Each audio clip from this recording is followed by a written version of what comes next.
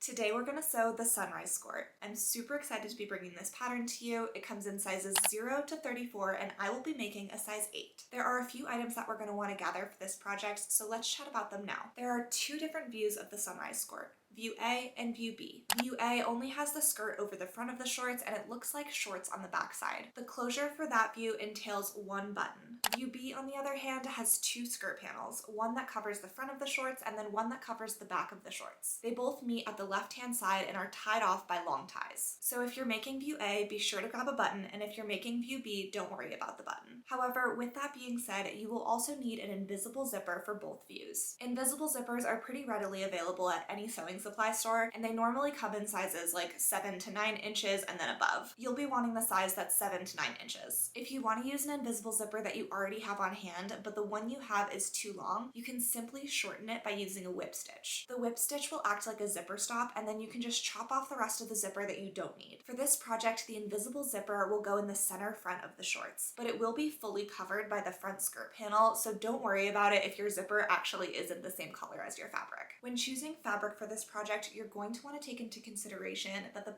pattern was designed for a lightweight fabric. That said, you could totally use a midweight fabric, but you'll also want to have a separate lining fabric that's more lightweight. The pattern pieces that are designed to be made out of a lining fabric are all detailed in the instructions, but if your entire garment is made out of a lightweight fabric, you can also use the same fabric for your lining. That's what I'll be doing today because I'm going to be using this lightweight cotton that I picked up from the thrift store. I always recommend checking out your local thrift store for fabric because it's a great way to sustainably buy fabric at a lower price point. You're also going to want a little bit of interfacing. It's just going to be interfacing around the waistband piece. And then last but not least, you're going to want thread for your project. I personally really like this thread by Gutermann. If you're using a serger for your project, you're also going to need serger thread, but if you don't have a serger, you can just use your sew-all thread and zigzag stitch the edges of your fabric so that it doesn't fray. Okay, so now that we've gathered all of our materials, we are ready to get into cutting the fabric. This pattern comes with print at home, large format, and projector files. I'll be using the projector files so that I can directly project the pattern pieces onto my fabric. I'm planning to do an entire video all about using projectors for sewing patterns, so if you're interested in that, be sure to subscribe so you don't miss out on that content. Now when you're cutting your pieces out, be sure to transfer all the pattern markings such as notches and darts. You'll also want to cut your interfacing pieces using the pattern pieces as a guide rather than using your pre-cut fabric as a guide. Using your fabric as a guide can distort the pieces and cause issues with construction later on. After all your pieces are cut, you're going to apply the interfacing to the wrong side of both the front short facings and the back short facing. To do this, you'll place the rough glue side of the interfacing on the wrong side of the fabric. Then press and hold for about 10 to 15 seconds so that the interfacing properly adheres to the fabric. Next, you'll finish the bottom edge of the back short facing and the front short facings, as well as all the edges of the pocket bags. All finished edges should be done with either a serger or a zigzag stitch moving forward. I'll be using a serger for this project, but if you don't have a serger, don't worry. A zigzag stitch will do the job just as well. Once all those pieces are prepared, you can set them aside for now and begin preparing the darts on the front of the shorts and the back of the shorts. You'll start by folding the darts with right sides together. I like to use a pin to mark the end of the dart and to hold the fabric in place. Then you'll sew a straight stitch from the top of the dart to the bottom. My favorite trick when sewing darts is to use a straight edge to follow when stitching. I like to use this laminated ruler as a guide, but you can use any straight edge that you have lying around. Once you get to the end of the dart, be sure not to backstitch. Instead, you'll want to tie off the dart by hand and simply snip off the excess thread.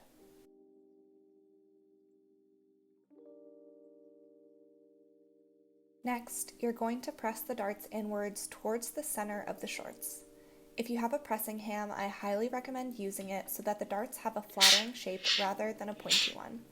I also recommend using steam, especially when pressing the end of the dart, because I find that it helps with the finish. Now once all 4 darts are prepared, take the back shorts and finish the rise of each piece separately from one another. Then place the back short pieces on top of each other with right sides facing each other. Pin them together and sew with a 3/8 inch seam allowance.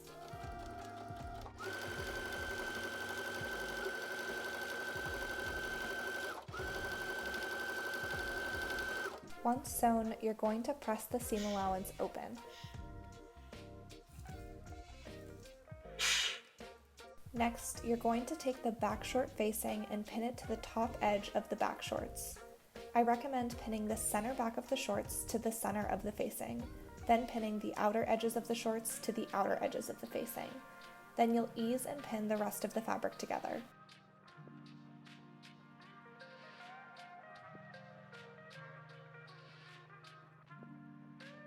After pinning, you'll sew with a 3/8 inch seam allowance, being sure that the darts are still facing the center back of the shorts, and then you'll finish the edges together.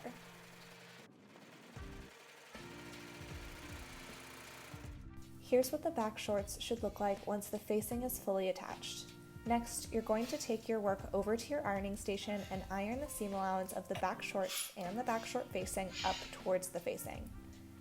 Now that your back shorts are fully prepared, set them aside and place your front short facings on top of your front shorts with right sides together. Just like you did with the back shorts, you're going to pin the facings in place and sew them together with a 3/8 inch seam allowance. Then you're going to finish the edges together.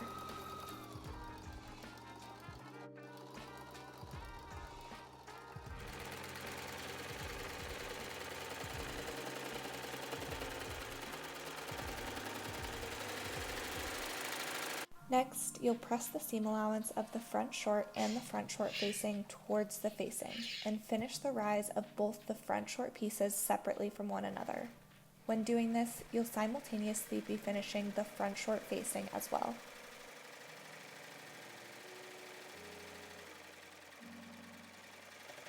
Once the front shorts are prepared, it's time to insert an invisible zipper. If you've never sewn an invisible zipper before, there's no need to worry. This zipper will be fully covered by the front skirt panel, so it's a perfect opportunity to practice without the fear of imperfection. To start out, place your iron on a low heat setting and iron the zipper teeth open and flat. Then find the top edge of the zipper teeth and place it just below the seam allowance at the waist. Be sure that the zipper is face down on the right side of the shorts and pin it in place.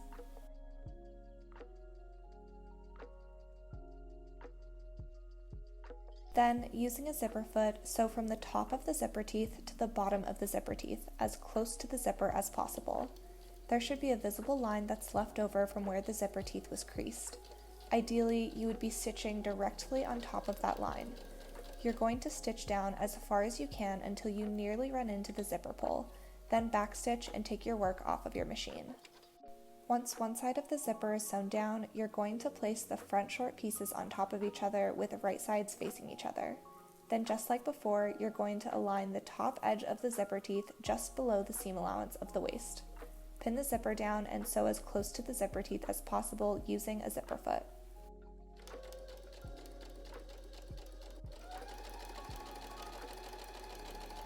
At this point, your zipper should be both fully functional and invisible. Next up, you're going to line up the right front short and the left front short directly on top of each other and pin the crotch curve in place. Sew the front crotch curve with a 3/8 inch seam allowance from the end of the zipper teeth to the bottom of the curve.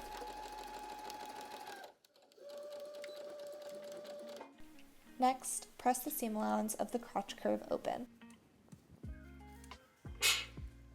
Now, to make a clean finish at the top of the zipper, I recommend snipping off the excess zipper fabric that's above the zipper teeth.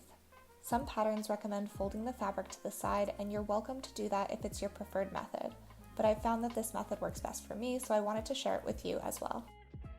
Now, with right sides together, you're going to fold the front short facing over the front short and pin it in place. Then, using a zipper foot, you're going to sew from the top edge of the front short facing to the bottom edge of the front short facing. You'll want to make sure to avoid the zipper teeth. My favorite way to do this is by stitching from the wrong side of the front short directly on top of the stitches that are holding the zipper in place. Now, you're simply going to fold the front short facing over so that the wrong side of the front short facing is facing the wrong side of the front short. This will expose the zipper teeth and give the top of the invisible zipper and your shorts a clean finish. Next up, you're going to press the front short facing so that it is not visible from the right side of the garment. Then you'll finish the side seams and the inseams of both of the front short and the back short pieces. Now that the front and back shorts are fully prepared, go ahead and set them aside till we're ready to use them again. Next up, I'm going to show you how to make the ties, but you're only going to need to make ties if you're doing view B and not view A. Go ahead and just skip this step if you're not making view B. To make the ties, place 2 sets of ties directly on top of each other with right sides together. Sew both of the long sides and one of the short sides together with a 3/8 inch seam allowance, leaving one short edge open. Next, you're going to turn the ties right sides out. This step can be tricky and there are many different methods, but today I'm going to be using my favorite method, which involves a chopstick. You'll start by pushing the chopstick through the short closed off end. Continue pushing, scrunching, and pulling the fabric until it's completely right sides out. If this method doesn't work for you, consider other options such as using a loop turner, a bobby pin, or a safety pin. And if you have any other fun alternatives, please share them below in the comments. Once both of your ties are right sides out, press them nice and flat. Then you're going to edge stitch all the way around, starting and stopping at the raw opened edge. This will ensure that your ties still look nice and crisp after washing your finished garment. Now that your ties are all prepared, go ahead and set them aside. Place your front skirt pieces on top of each other with right sides together. You'll want your lining fabric to be on top and facing you. Pin the top, right, and bottom sides together, leaving the left side untouched. For view B, you're going to sew all the way across the top with a 3/8 inch seam allowance. In the upper right corner, leave a 1.5 inch gap for the tie to go through. Then continue sewing the rest of the right side and the bottom together with a 3/8 inch seam allowance. Next, you're going to flip the front skirt right sides out through the raw opened edge. Then you're going to take your work over to your ironing station and press the skirt so that the lining is not visible from the front of the garment. When you get to the 1.5 inch gap that you created for the tie to go through, fold the seam allowance inward to make a nice crisp corner at the top of the skirt. Then you'll take one of your ties, stick it through the 1.5 inch gap by 3/8 of an inch, and pin it in place. Edge stitch all the way around, starting and stopping at the raw opened edge and being sure to sew the tie to the skirt. If you're sewing view A, simply omit the tie and top stitch the skirt. The last thing that you're going to do to prepare the front skirt panel is to finish the raw edge. For view B, the next step is going to be doing the exact same thing that we just did to the front skirt, but we're also going to do it to the back skirt. The only difference is that we're putting the raw edge on the opposite side. This is all detailed in the instructions, but again, it's the exact same steps, so I'm not going to show them on camera since we just did them together. And again, if you're doing view A, you can completely omit the back skirt. Once your skirt pieces are all prepped, it's time to attach them to the shorts. Place the front skirt on top of the front shorts with the right side of the shorts facing the lining of the skirt. Line up the top of the skirt with the top of the shorts. Match the notches and pin the skirt in place. Be sure to move the front short facing out of the way and note that there will be an extra 1 inch of shorts fabric extending below the skirt. Edge stitch the skirt and the shorts together.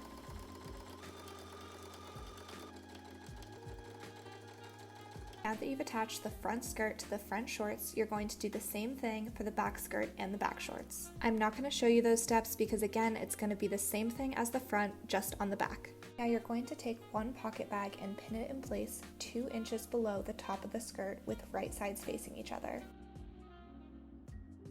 Then you're going to move the skirt out of the way and take another pocket bag and pin it in place 2 inches below the front of the shorts with right sides facing each other. Then you'll sew down both of the pocket bags with a 3/8 inch seam allowance.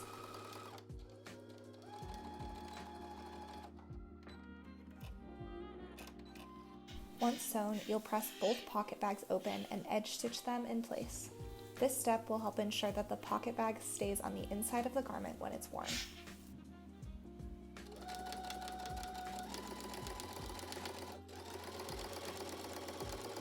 Okay, now that the front panels are fully prepared, we're going to do the exact same thing to the back panels. Again, the skirt portion is only necessary on the back if you're doing view B, otherwise go ahead and omit it and just add the pockets. The steps for the front are the exact same thing as the back, but they're going to be on the opposite side, so just go ahead and follow the instructions, and I'm going to do those off camera. Then we're going to be ready to attach the front and back pieces together. Now that both the front and back pieces are fully prepared, you're going to fold the skirt out of the way of the side seams. Then with right sides together, place the fully prepared front and back pieces on top of each other. Line up the facings, side seams, and pocket bags and pin them together. I like to start by pinning important areas that need to match up and then pinning the rest together afterwards. For example, pin the top of the facings together, the bottom of the shorts together, and then the top and bottom of the pockets. Doing this will ensure that all the pivotal places are attached and everything will line up properly. Once pinned, sew them together with a 3/8 inch seam allowance. This part may feel complex because there are a lot of pieces involved, but just go slow and be sure to not accidentally stitch down a portion of the garment that you don't mean to. Next, line up the inseam of the front shorts and back shorts with right sides together. Pin them together and sew with a 3/8 inch seam allowance. At this point, your inseam should have already been finished in an earlier step, but as you can tell, I accidentally missed that step, so I ended up serging them together, which worked just as well.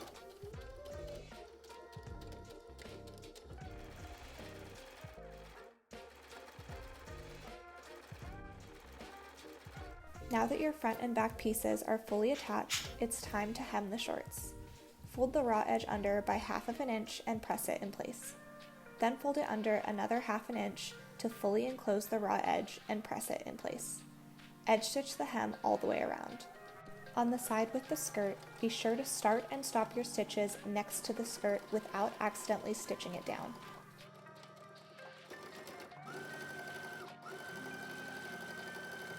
Now fold over the front short facing and the back short facing so that the wrong sides of the facings are facing the wrong sides of the shorts. Iron the facing so that it is not visible when the garment is worn. For this step, I also prefer to press the side seams open to reduce the bulk.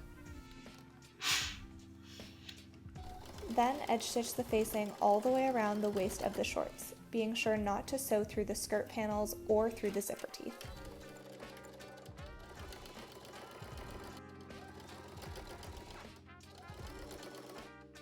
If you're sewing view A, be sure to add a closure for the front skirt based on the instructions, and if you're sewing view B, your Sunrise Skort is officially finished.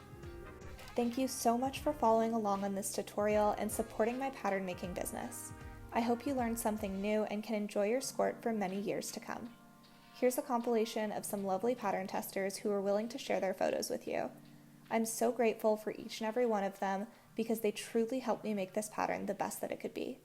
Thank you again for being here, and I'll see you in the next one.